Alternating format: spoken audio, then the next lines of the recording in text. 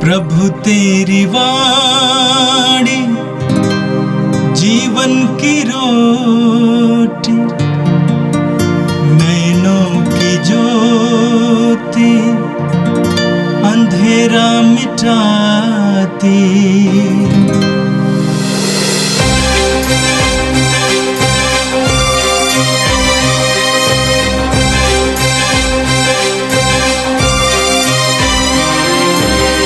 प्रभु तेरी वाणी जीवन की रोटी, नैनों की ज्योति अंधेरा मिटाती। प्रभु तेरी वाणी जीवन की रोटी, नैनों की ज्योति अंधेरा मिटाती। वाणी वाणी वाणी वाणी वाणी पवित्र है, शाश्वत है, जीवन का मन्ना है। 27 मई शुक्रवार। पहला पाठ प्रेरित चरित्र। इस शहर में बहुत से लोग मेरे अपने हैं। प्रभु ने कुरिन्थ में किसी रात को दर्शन देकर पौलुस से यह कहा, डरो मत, बल्कि बोलते जाओ और चुप मत रहो। मैं तुम्हारे साथ हूँ। कोई भी तुम पर हाथ डालकर तुम्हारी हानि नहीं कर पाएगा, क्योंकि इस नगर में बहुत से लोग मेरे अपने हैं। पौलुस लोगों को ईश्वर के वचन की शिक्षा देते हुए 1.5 बरस वहाँ रहा। जिस समय गलीलियो अखैया का प्रांत पति था, सब यहूदी मिलकर पौलुस को पकड़ने आए और उसे न्यायालय ले जाकर उन्होंने यह कहा, यह व्यक्ति ईश्वर की ऐसी पूजा पद्धति सिखलाता है जो संहिता से भिन्न है। पौलुस अपनी सफाई में बोलने ही वाला था कि गलीलियों ने यहूदियों से यह कहा, यहूदियों, यदि यह अन्याय अथवा अपराध का मामला होता तो मैं अवश्य धैर्यपूर्वक तुम लोगों की बात सुनता, परंतु यह वाद विवाद शिक्षा नामों और तुम्हारी संहिता से संबंध रखता है। यह मामला तो तुम लोगों का है। मैं ऐसी बातों का न्याय करना नहीं चाहता। और उसने उन्हें न्यायालय से बाहर निकलवा दिया। तब सब यहूदियों ने सभागृह के अध्यक्ष सोस्थेनेस को पकड़कर न्यायालय के सामने पीटा, किंतु गलीलियों ने इसकी कोई परवाह नहीं की। पौलुस कुछ समय तक कुरिन्थ में रहा और इसके बाद वह भाइयों से विदा लेकर प्रिसिला तथा अक्विला के साथ नाव से सीरिया चला गया। उसने किसी व्रत के कारण केंख्रिया में सिर मुड़ाया। यह प्रभु की वाणी है। संत यूहन्ना के अनुसार पवित्र सुसमाचार अध्याय 16 वाक्य 20 से 23 तक। प्रभु यीशु ने अपने शिष्यों से कहा, मैं तुम लोगों से ये कहता हूं, तुम रोगे और विलाप करोगे, परंतु संसार आनंद मनाएगा। तुम शोक करोगे, किंतु तुम्हारा शोक आनंद बन जाएगा। प्रसव निकट आने पर स्त्री को दुख होता है, क्योंकि उसका समय आ गया है, किंतु बालक को जन्म देने के बाद वह अपनी वेदना भूल जाती है, क्योंकि उसे आनंद होता है कि संसार में एक मनुष्य का जन्म हुआ है। इसी तरह तुम लोग अभी दुखी हो, किंतु मैं तुम्हें फिर देखूंगा और तुम आनंद मनाओगे। तुमसे तुम्हारा आनंद कोई छीन नहीं सकेगा। उस दिन तुम मुझसे कोई प्रश्न नहीं करोगे। मैं तुम लोगों से यह कहता हूं, तुम पिता से जो कुछ मांगोगे वह तुम्हें मेरे नाम पर वही प्रदान करेगा। यह प्रभु का दिव्य सुसमाचार है। ख्रिस्त प्रभु की जय। मेरे प्रिय भाई और बहनों, आज के इस पवित्र दिन के लिए हम प्रभु को धन्यवाद दें। प्रभु से प्रार्थना करें कि आज का संपूर्ण दिन हम प्रभु की उपस्थिति में बिता पाएं। जो कुछ करें, जहां भी जाएं, वहां हम प्रभु की उपस्थिति महसूस कर पाएं। आज का पहला पाठ प्रेरित चरित्र के अध्याय 18 से लिया गया था। हमें मत्ती के सुसमाचार के अध्याय 28 में उसके वाक्य 19 और 20 में एक सुंदर बात पढ़ने को मिलती है। प्रभु यीशु ने अपने शिष्यों से कहा कि सारे संसार में जाकर सुसमाचार सुनाओ और मेरा नाम लेकर लोगों को शिष्य बनाओ और बपतिस्मा दो। और उसके तुरंत बाद वाक्य 20 में प्रभु ने कहा, याद रखो संसार के अंत तक मैं सदा तुम्हारे साथ हूं। याद रखो संसार के अंत तक मैं सदा तुम्हारे साथ हूं। इसका एक सुंदर नमूना आज के पाठ में आपको सुनने को मिला। पौलुस कोरिन्थ में सुसमाचार सुना रहे थे। काफी संख्या में लोगों ने सुसमाचार पर विश्वास किया, प्रभु यीशु को अपनाया। वचन में लिखा हुआ है, प्रभु ने किसी रात को दर्शन देकर पौलुस से कहा, डरो मत, बल्कि बोलते जाओ और चुप मत रहो। मैं तुम्हारे साथ हूं, कोई भी तुम पर हाथ डालकर तुम्हारी हानि नहीं कर पाएगा, क्योंकि इस नगर में बहुत से लोग मेरे अपने हैं। प्रभु यीशु ने जो वायदा किया अपने शिष्यों से, उस वायदे को प्रभु ने उस समय प्रकट किया।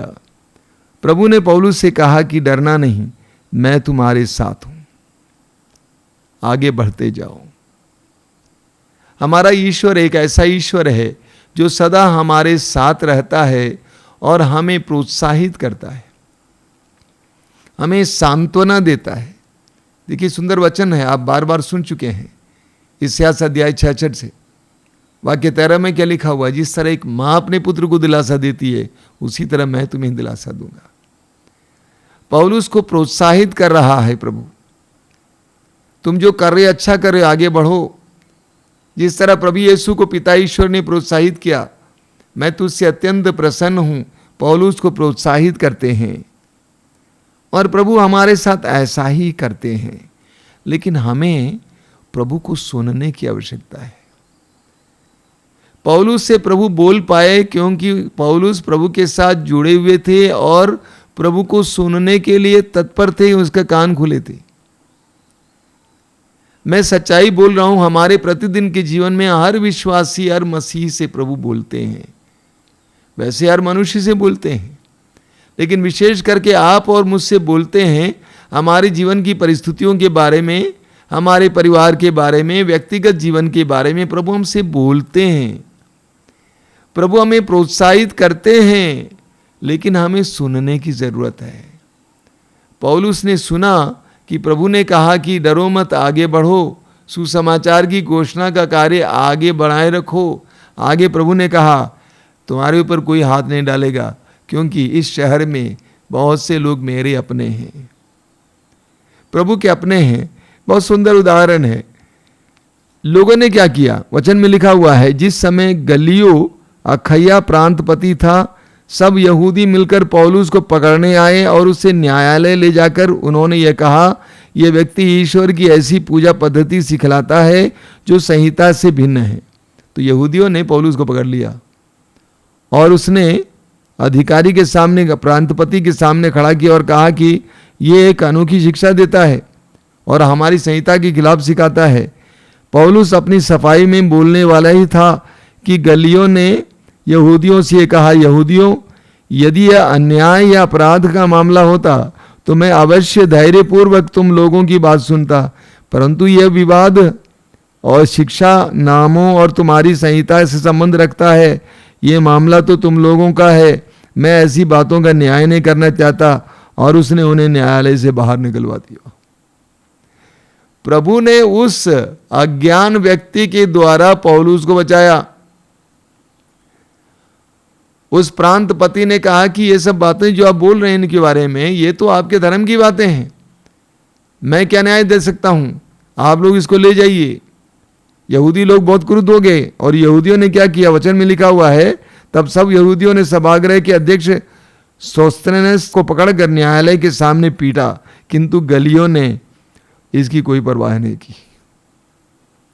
ईश्वर यही करता है, अज्ञान लोगों के द्वारा अपने लोगों को बचाता है।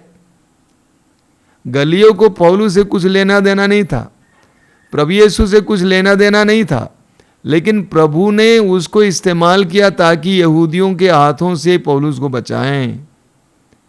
हम सभी के जीवन में भी यही होगा और प्रभु यही करते हैं। जब हम प्रभु के प्रति वफादार होंगे, प्रभु के प्रति ईमानदार होंगे, तो प्रभु हमें बचाने का मार्ग ढूंढते हैं। हमें दानियल के ग्रंथ में सुसन्ना की कहानी पढ़ने को मिलती है। सुसन्ना के ऊपर गलत इल्जाम लगाया गया। उसके शरीर के साथ दुर्व्यवहार करना चाहते थे कुछ लोग और उसके ऊपर गलत इल्जाम लगाया गया, लेकिन सुसन्ना अपने प्रभु के प्रति भक्तिमय रही, श्रद्धापूर्ण रही और वह बुराई का सामना करती है, बुराई के पक्ष में नहीं जाती है।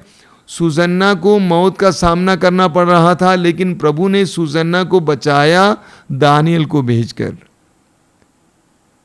प्रभु अपने भक्तों के लिए इसी तरह कार्य करते हैं।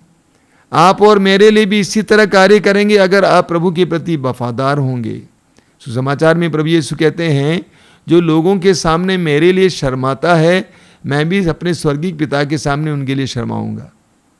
ठीक है, इसके विपरीत जो लोगों के सामने भी यीशु को स्वीकार करता है, उसके लिए प्रभु यीशु इसी तरह का कार्य करेंगे। उसको बचाने का मार्ग ढूंढ निकालेंगे, अज्ञान लोगों को इस्तेमाल करेंगे। हमारे प्रभु सत्य प्रतिज्ञ प्रभु हैं, वो अपने वचन को नहीं बदलते हैं।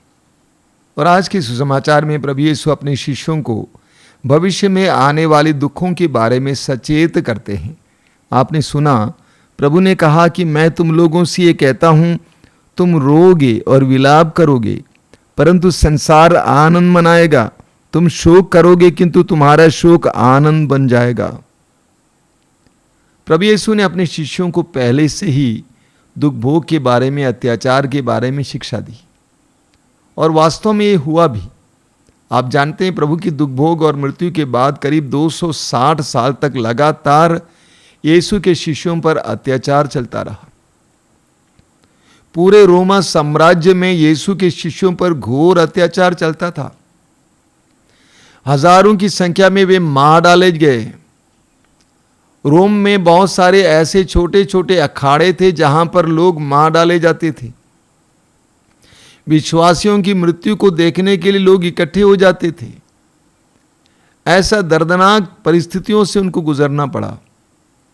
प्रभु ने इसके बारे में पहले ही बता दिया, लेकिन प्रभु ने अपने शिष्यों को एक सुंदर उदाहरण के द्वारा प्रोत्साहित किया। एक प्रसव पीड़ित नारी का उदाहरण देकर प्रभु ने कहा, प्रसव निकट आने पर स्त्री को दुख होता है क्योंकि उसका समय आ गया है, किंतु बालक को जन्म देने के बाद वो अपनी वेदना भूल जाती है, क्योंकि उसे आनंद होता है कि संसार में एक मनुष्य का जन्म हुआ है।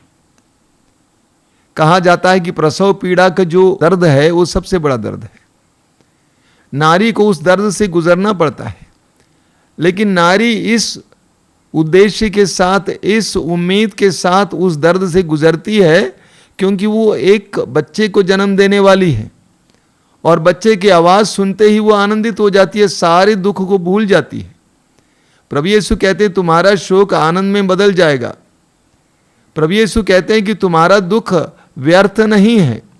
जिस तरह एक प्रसव पीड़ित नारी का दुख व्यर्थ नहीं है, उसी तरह तुम्हारा भी दुख व्यर्थ नहीं है। उसका एक उद्देश्य है।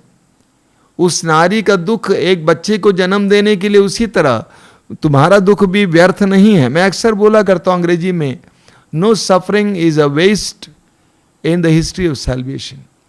यानी मुक्ति के इतिहास में कोई भी दुख व्यर्थ नहीं है। हमारा दुख व्यर्थ नहीं है।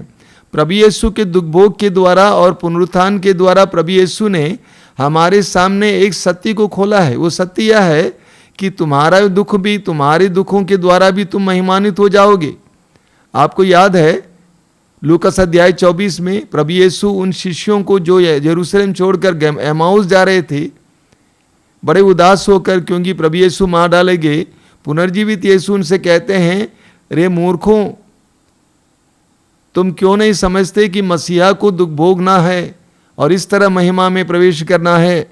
तो हमारे लिए दुख व्यर्थ नहीं है, उसका एक महत्व है। लेकिन दुर्भाग्य की बात है कि हम दुख को समझते नहीं हैं।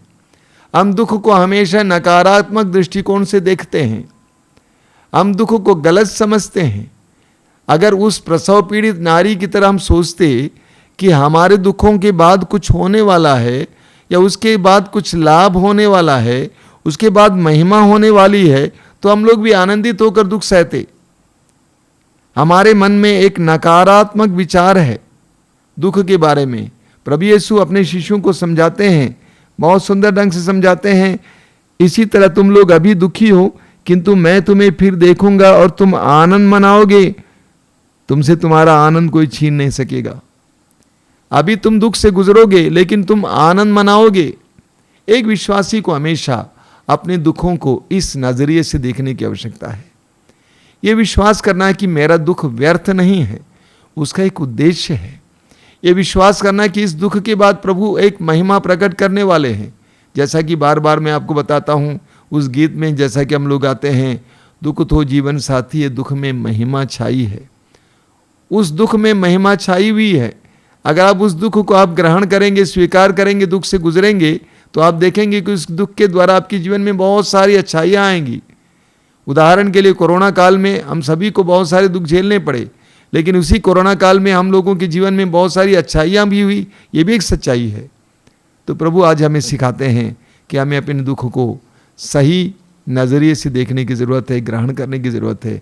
आइए हम प्रार्थना करें। प्रभु यीशु धन्यवाद देते हैं तेरे इन पवित्र वचनों के लिए। छोटे छोटे उदाहरणों के द्वारा तू हमें समझाता है कि हमारे जीवन में दुख का क्या महत्व है। प्रभु ये सच्चाई है कि हमारे जीवन में प्रतिदिन विभिन्न प्रकार के दुखों से हमें गुजरना पड़ता है। उन सारे दुखों को सकारात्मक ढंग से देखने के लिए और उसके पीछे छिपे हुए तेरी महिमा को देखने के लिए, ये जानने के लिए दुख का एक उद्देश्य है। कृपा दीजिए। ये प्रभु यीशु इन वचनों को सुनने वाले मेरे भाई बहनों को आशीर्वाद दीजिए। वे जहाँ कहीं भी जाएं, तेरी उपस्थिति के एहसास आज उनको हों। हमारी प्रार्थना को ग्रहण कर, आमीन। प्रभु तेरी वाणी जीवन की रोटी, नैनों की ज्योति अंधेरा मिटाती। वाणी वाणी वाणी वाणी वाणी पवित्र है, शाश्वत है, जीवन का मन्ना है।